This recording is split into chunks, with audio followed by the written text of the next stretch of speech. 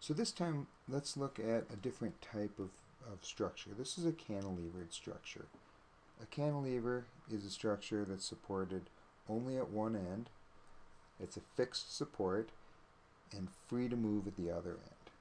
So this thing, when it is loaded, it's going to come out and deflect down like that. That's a cantilever. In this case, it's not free to move up or down on this end, not free to move back and forth, and not free to rotate. Okay? So the first thing we need to do in this case is we need to draw the free body diagram of the cantilever showing the reactions instead of the support. So below here we have the free body diagram. Again, a free body diagram shows all external forces and all geometry on the structure. So because we're not able to move vertically, we get a vertical reaction, call it RV.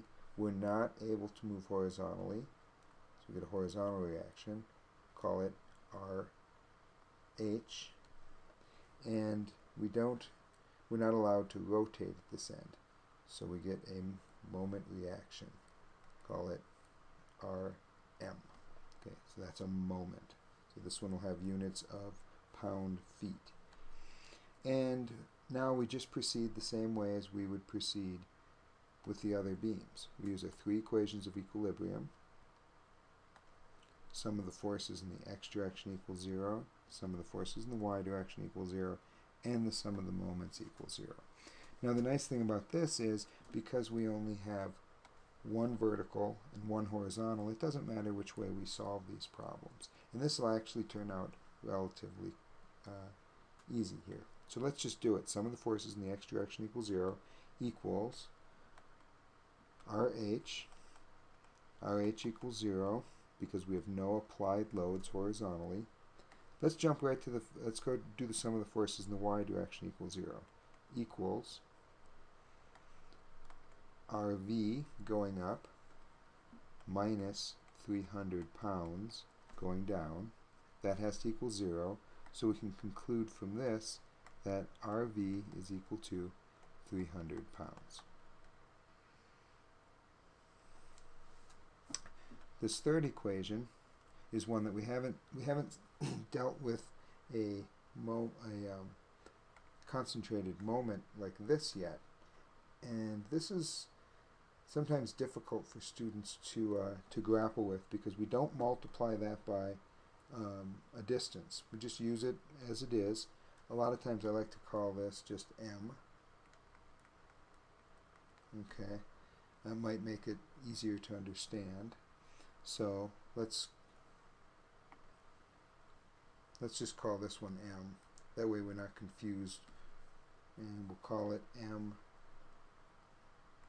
at point A. Okay, so if we sum the moments about point A, this way being positive, we get this unknown MA, and of course we've assumed that it's going counterclockwise, so it's positive, and then we get 300 pounds times 12 feet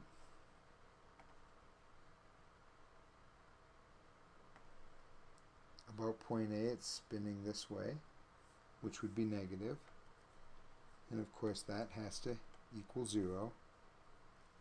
Oops,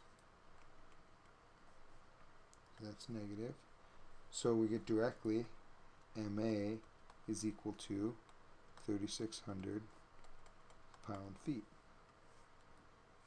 Okay, and we're done.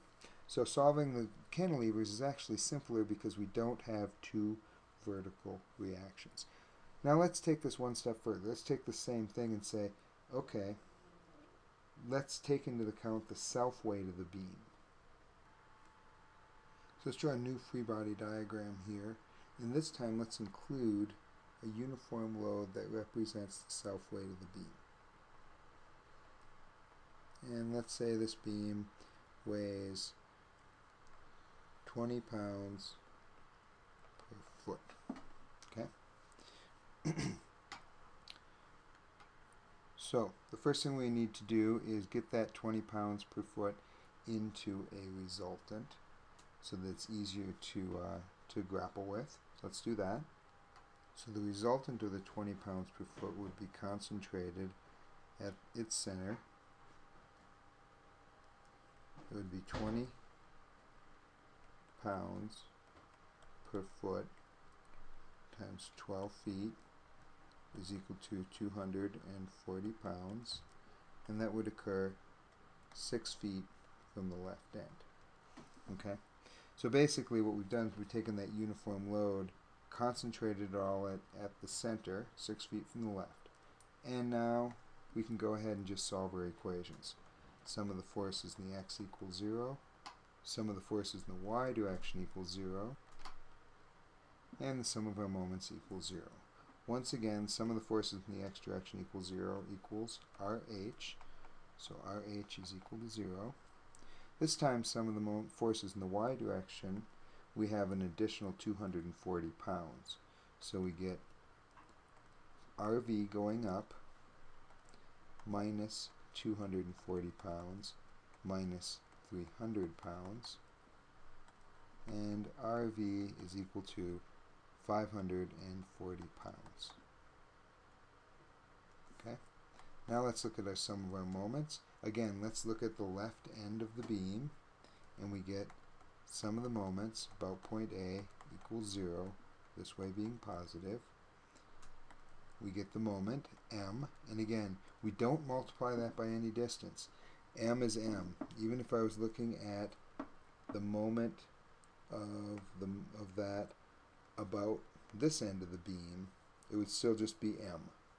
M it already has units of pound feet, so we don't add anything to it. Again, it's positive.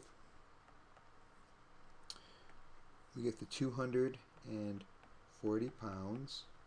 That's 1440 pound feet plus 3600 pound feet, or m is equal to 5040 pound feet. RV is 540. So that tells me is that we have to have a concentrated twist, or a concentrated moment of 5,040 pound feet at point A to keep this cantilevered beam from moving. The procedure was identical to the one we did up here, only in this case we had this additional value in this equation and in this equation. And it increased the moment at the support considerably from 3,600 to 5,000.